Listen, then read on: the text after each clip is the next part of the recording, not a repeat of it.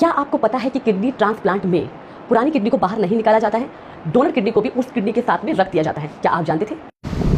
आपको दिख रही है 2 किडनियाँ ऊपर हैं और 1 किडनी नीचे है। तो welcome to smart nursing point. आज मैं आपको बताऊंगी कि किडनी ट्रांसप्लांट कैसे किया जाता है। बहुत सारे लोग सोचते हैं कि किडनी ट्रांसप्लांट पे जो ओल्ड किडनी पेशेंट के अंदर हैं उस किडनीज को निकाल दिया जाता होगा और डोनर किडनी को उस किडनी की जगह पे लगा दिया जाता होगा, लेकिन ऐसा नहीं होता है।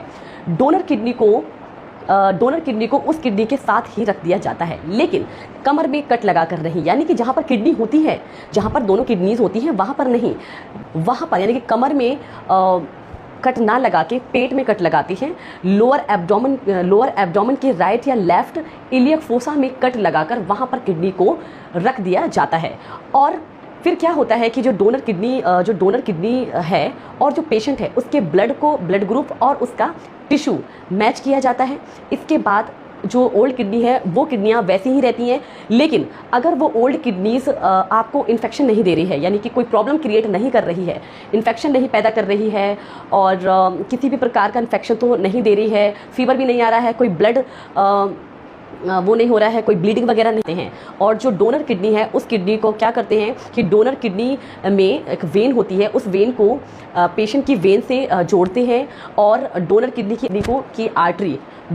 की आर्टरी को पेशेंट की आर्टरी से जोड़ते हैं। उस आर्टरी से पैर की एक आर्टरी होती है जो ब्लड सप्लाई करती है, उसमें जोड़ देते हैं। और जो यूरिनरी ब्लैडर होता है उसकी जो ट्यूब होती है उसको पेशेंट के ब्लैडर से जोड़ देते हैं। इसके बाद अगर ये सारी चीज़ें बिल्कुल सही हो गई हैं तो क्या होता है कि जो यूरिन का फॉर्मेशन है वो ऑपरेशन थिएटर में, ऑपरेशन टेबल पे ही यूरिन का फॉर्मेशन होने लगता है और ये जो ट्रांसप्लांट है ये बिल्कुल सक्सेसफुल हो जाता है।